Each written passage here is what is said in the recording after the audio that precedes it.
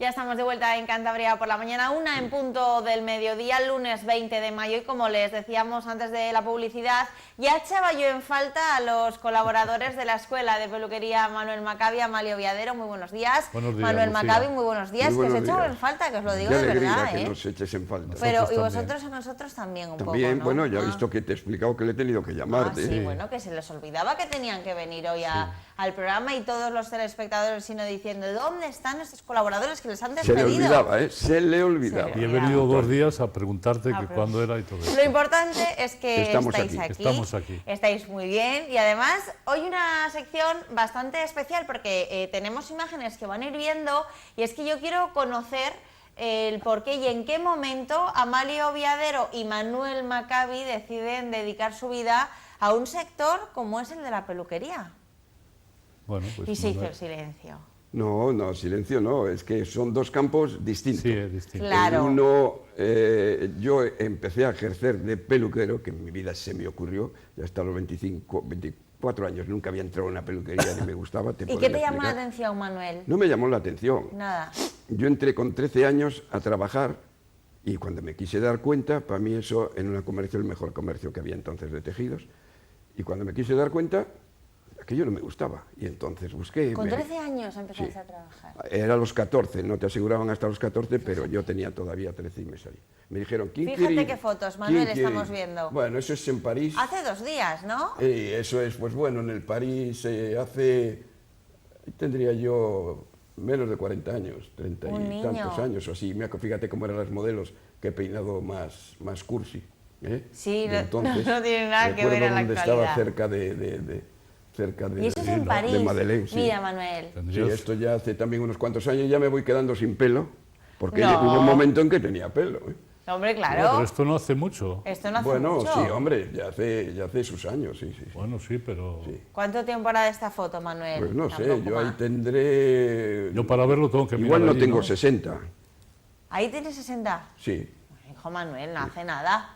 Bueno, sí, nada, ¿eh? Hace 2 Que 20 días. año no es nada, Hombre, diría eso. como dice Más la de, más de canción. 20 años han pasado, Claro, claro. fíjate. Bueno, nos estabas contando esos inicios. Pues no me gustó y entonces bueno, salió desde un amigo que me dijo que por qué no íbamos a jugar al fútbol a Holanda, el otro no sé qué, y yo a Venezuela que tenía unos tíos, hasta que ya uno, por medio de otro, conocí a un chico que en aquel momento era el mejor modisto de España. Cortó a José Luis y su guitarra, que era uno que llamábamos La Vaca Cachonda, cantaban María Inés, no me acuerdo cómo era. Y había hecho también a la mujer de Jaime Hostos y eso. Y yo le conocí, era un muchacho joven, y dice, ¿por qué no pruebas a hacer tal modistería? Me dijo el amigo. Fui con él allí y ya entonces me dijo él, estaban todavía, no habían hecho el edificio España, fíjate, en Madrid. Y me dice, se va a poner la cosa muy mal porque van a hacer el prêt-à-porter, que no sabía ni lo que era eso, y va a estar más difícil porque entonces había mucha modistilla, mucho tal, pero que iba a acabar y tal. Pero tengo unos amigos que son peluqueros, que viene el preparador del equipo nacional francés, es español, y viene aquí, que ha montado un instituto, y están ellos y tal, y podía ser... Pero queríame, ¿qué me vas a hacer? Ya me habéis metido a lo de modistería, porque yo había hecho para los escaparates de la tienda algunos dibujos de bocetos, moda, ¿no? y me dijeron, hombre, pues a ti se te daría bien. Bueno, y digo, ¿y ahora peluquería? Bueno, lo que faltaba. Y vine para aquí, me cogí, me puse una bata y fui a una peluquería y, bueno, nada. Y empecé a hacer sortijillas y cosas ahí, a mí aquello no me gustaba, bueno. Bueno, y ya dije, pero bueno, hay que seguir en algo, aquí no se puede uno parar. Y entonces empecé a hacer la peluquería y la verdad es que no me llenaba mucho hacer de esto, dibujar, pedir, hacer lo que te dice la señora. Hasta ¿Qué que edad tuve... tenías ahí, Manuel, aproximadamente? Ahí tendría, yo empecé, cuando fui a esto tenía 24. años ya. 24. Que los que empiezan para peluqueros, la mayoría son hijos de peluqueros y tenían... 24. tal, entonces además peluquero. Y todavía no encontrabas tu Peluquero, sitio. los peluqueros tenían... Y todavía ese ahí toque. tú no te gustaba No, demasiado, ¿no? pero fui por medio de una señora que no sé cómo empecé a hablar y a peinar, es la mejor modista que había en Santander, y me dijo, yo tengo un amigo peluquero que ha trabajado en Carita, la mejor peluquería del mundo, y yo te voy a dar una recomendación y te vas a París y tal. Digo, pues sí tenía ganas de ir a París, porque a mí esto no... Y bueno, cogí un tren de eso, me fui de pie sin dormir, porque ni sabía yo que se sacaba litera, porque el coche cama ni hablar. Y bueno, pues fui donde él, y hablando, porque el español ha sido el que luego ha descubierto, fue presidente mundial del Aquafir y además tiene hoy cientos de millones, tiene una fábrica de fito, de todo lo que hay para el cabello y todo esto. Y en aquel momento estaba con Jean-Louis David, que ha sido el más grande, que ha muerto hace poco, y estaban inventando sobre todo el brushing. O sea, todo el mundo era rulos con eso, y caí ahí. Lo estaban inventando. Ellos. Y yo vine aquí, dije, esto me gusta. Además, era una visión de la peluquería, y dice, yo digo, he venido a ver a Walter Tonazo y a Roger Pará, que eran unos peluqueros de peluquería. Y dice, ¿quiénes son esos? Digo, uno es campeón del mundo. Y dice, de esos hay aquí, es como el que se presenta a Operación Tumbre. Un cantante de categoría no se presenta. Pues entonces dije, dice, no, que la peluquería no es eso. La peluquería es hacer a la gente más atractiva, tener ¿Qué es tu lema ahora, buscar, Manuel? y que todo eso, esa filosofía. Y dije, esto es distinto. Y ahí tienes Esto sí un me campo gusta, para ¿no? hacerlo y tal. Esto me gusta. Entonces vine aquí y claro, en cuanto dije de hacer con Bruce, me dice, ¿pero qué dices con eso tal? ¿Tiene rulos? No, pues si no me voy y tal. Bueno, hubo un problema, perdí cantidad de gente porque querían con rulos. Y digo, la única manera, bueno, pues si quise querer con rulos, hasta que dije un día, fuera rulos y fuera todo. Así cuando vengan, lo siento, pero no puedo hacerlo. Y entonces la desbandada quiere, a mí con eso no me voy. Pues bueno, se va. Y se quedaron, no voy a decir las más jóvenes que así eran, pero las más avanzadas. Y yo vi que aquello era otra cosa, era crear ya, creabas belleza, creabas estética. Una vez, hace poco hablé con el director de cine de este festival que se ha dado en Santander, me decía, mira, tenemos el mismo fin, yo creo también crear una estética nueva y crear belleza y crear eso. A mí no me importaba los peinados ni hacía eso, a mí me importaba, era eso, crear una cosa, una estética nueva. Fui dando con gente así, que hablaba así, con Caetano Beste, que decía que la perfección está de modé, que eso se queda para las máquinas, que hay que hacer, el mundo está en lo informal, bueno, características diferentes, y eso me gustó. Y entonces ya estaba, es una especie de filosofía, llamemos, de lo que es la belleza y la peluquería, leyendo y viendo a esta gente y yendo allí, pues una peluquería nueva, y entonces tenías detractores enormes. Claro, porque la peluquería que hacías, Manuel, no tenía nada que ver Nada. de lo que se llevaba en el pero momento, es cuestión ¿no? de suerte. Fui a caer en los dos que inventan en el mundo, que ha sido un cambio el más grande en el siglo XX, Sí, es el que cambio se más pasa grande, del el rulo brushing. a eso. Y el Sí, otro es el que ha muerto ahora, que inventó el degradé, porque el pelo se llevaba casi capas iguales. ¿Qué es el degradé? Y degradé, pues que el pelo vaya escalonado. Ajá. Y entonces hay una técnica geométrica para que baje. Y entre todas esas cosas, y viendo la gente que iba, y viendo la idea que tenían de esto, y despreocupadas, cuando aquí todo el mundo llevaba, y allí también, con laca y eso, yo vi un mundo distinto. Empecé y me di cuenta que el concepto que yo tenía también de la pintura, de ser hiperrealista a ser abstracto, y todas estas cosas, y la belleza, todo va confundido. Todo cambia, todo varía, y la vida de la mujer sobre todo lo mismo. Antes la señora que venía y iba a la hora que quería, pues ahora la gente trabaja, y ya las monjas no llevan esas cosas que llevaban. ¿Por qué? Pues porque no se puede ir así hoy en día por el mundo. Y entonces vi que esa peluquería no servía, y a mí estos me dijeron, llevábamos muchos años con los franceses, nos llevaban en esto, y me decían, mira, la gente va a ir en bicicleta, en motos, se va a mover, va a meter las manos al pelo, esto que hacéis vosotros, Digo, pues es que allí tenemos el concepto, decía yo, de Claro, que... tú todo, digamos, Manuel, te inspirabas, lo traías de París, ¿no? O sea, tú Bueno, ibas es un allí... concepto que encontré allí, a lo mejor aquí algunos, aunque de verdad no estaban en esa idea, aquí se seguían haciendo campeonatos y uno se entrenaba un año y hacía una cola de Milán o lo que sea y se presentaban y decía campeón de la Rosa de Oro y de no sé qué. Es que eso no vale. Buscabas otra cosa. No vale para nada, claro. Que es por lo que hoy Y esa se cosa conoce fue, a las pero todo peluquerías Manuel Maccabi. es por suerte caer con esa gente en esa época, en ese mundo. Hasta me tocó el mayo del 68, que ni me enteré allí, porque como yo chapurreaba 4 cosas de francés, o sea, pues ahí empieza. Y ya es cuando Amalio entonces sí viene y me quiere vender secadores. Pues primero me quiere vender que secadores de casco, Claro, ¿en qué me los momento vende. se conocen Amalio y Manuel? Pues nos conocemos, pues yo no sé si ya nos conocíamos algo de jugar al fútbol. Sí.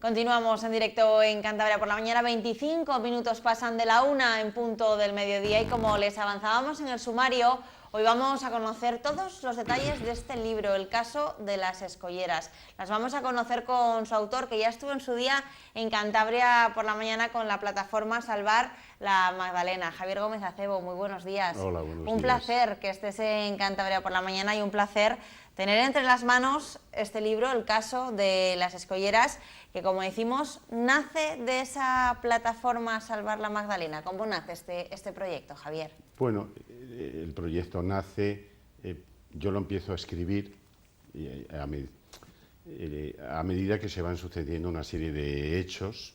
Yo publico también algunos artículos en prensa y muchas de las cosas que faltan en el libro están escritas o publicadas en artículos en prensa.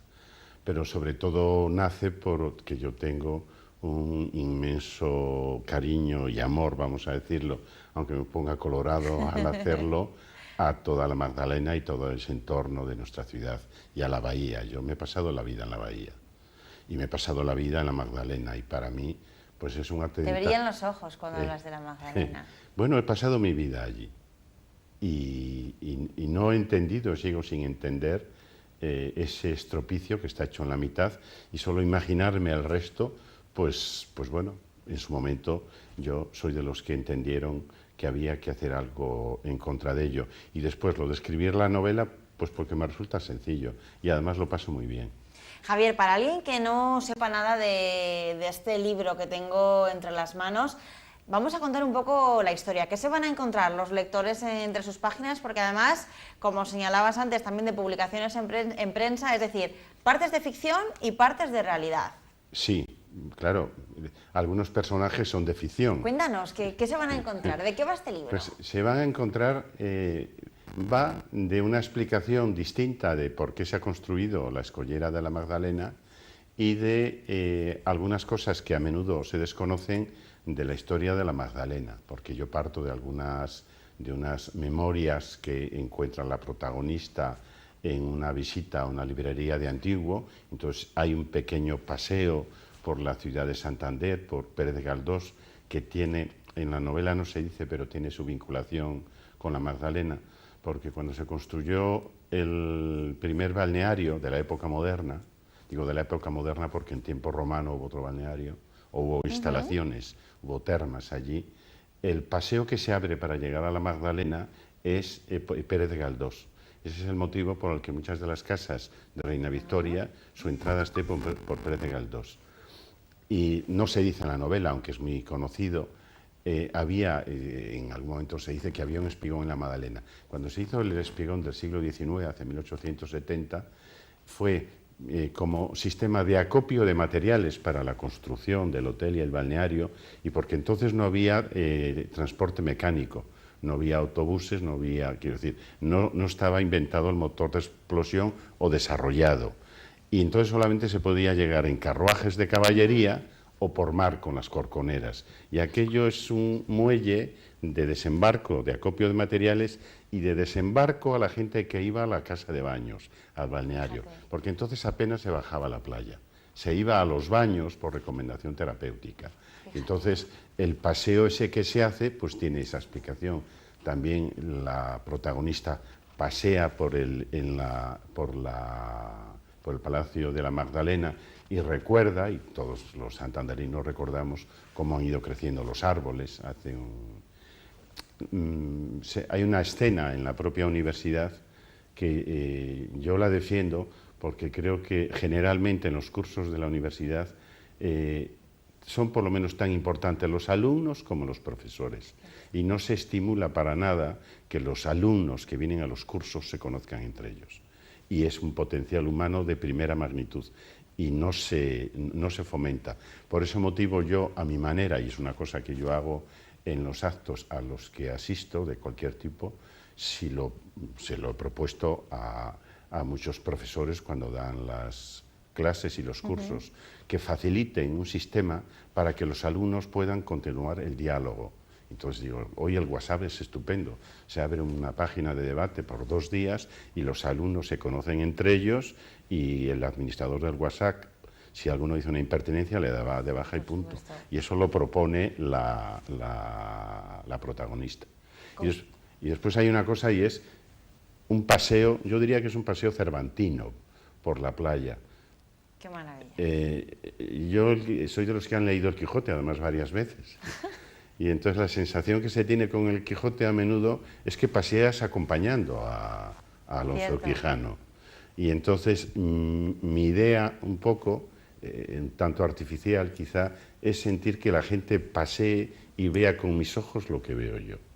Que vea ese maravilloso...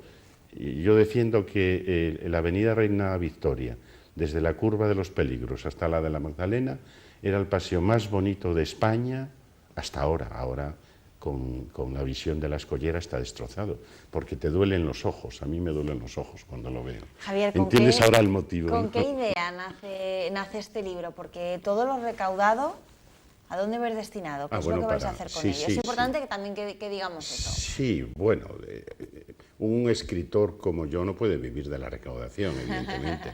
Eso se hace exclusivamente por Pero placer. Es bueno que lo contemos porque quizá mucha gente no conoce esa iniciativa. La recaudación va destinada exclusivamente a los festivales y a los actos culturales que hacemos. O sea, solamente es pagar el propio libro, y para cualquier cosa que hagamos que necesitamos, porque las cosas siempre cuesta hacerlas. El mantenimiento de cualquier actividad, nosotros en Salvar la Magdalena, cada reunión la empezamos con una bajada de bandera, pues porque hay que imprimir carteles, porque hay que imprimir tal, porque hay que imprimir... Porque cuesta mucho dinero, pero bueno, eso es lo de menos. Pero bueno, la idea evidentemente no es recaudar para nosotros, sino recaudar para la defensa del patrimonio colectivo, que es el patrimonio paisajístico.